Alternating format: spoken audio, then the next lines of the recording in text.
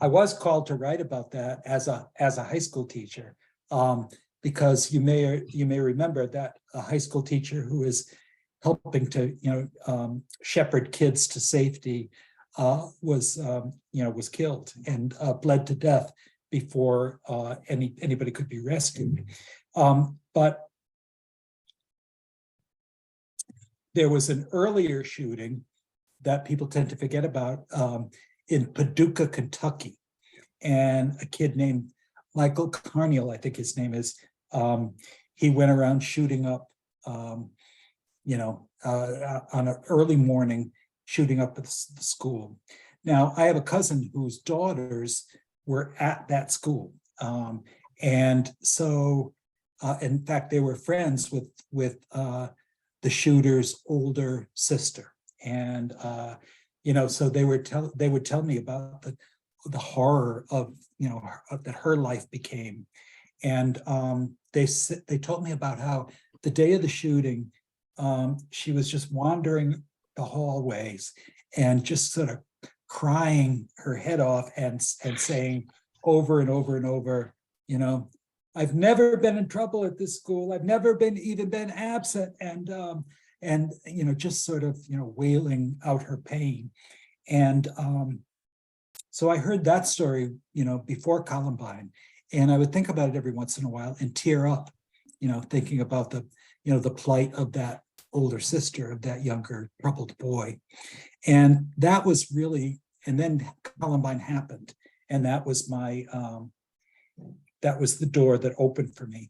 And I wanted to use the actual tragedy. I wanted to fictionalize, from that, because I was trying to figure out Dylan Klebold and Eric Harris, who they were, why were they hiding in plain sight? What was their motivation?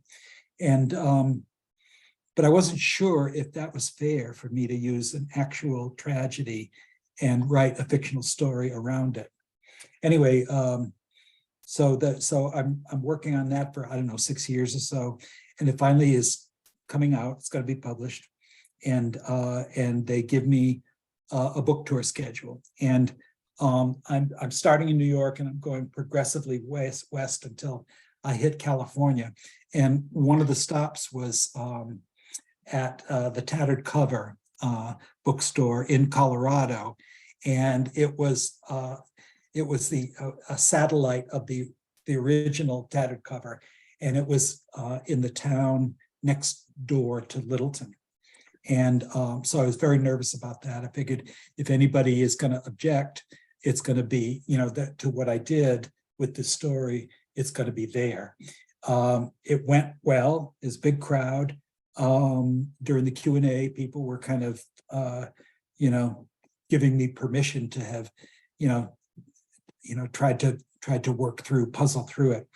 And then there was a book signing, long line, and one of the people about halfway through the signing line, who came and put his book in front of my, on my desk for a signature, said to me, do you think Eric's brother Kevin should read this book?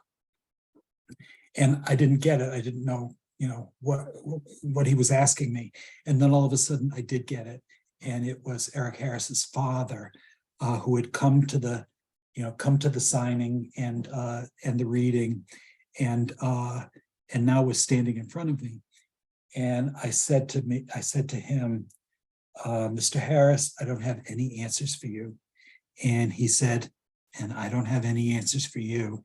And I didn't know what else to do, but I held out my hands, and he grabbed my hands, and we squeezed, and then he left with the book. And I did ask him how Eric's brother was doing, and thinking about Michael Carniel's sister in the Paducah thing. And he said, he opened he joined the army and is fighting over, I think it was in Iraq, and he just wanted to get away from it all.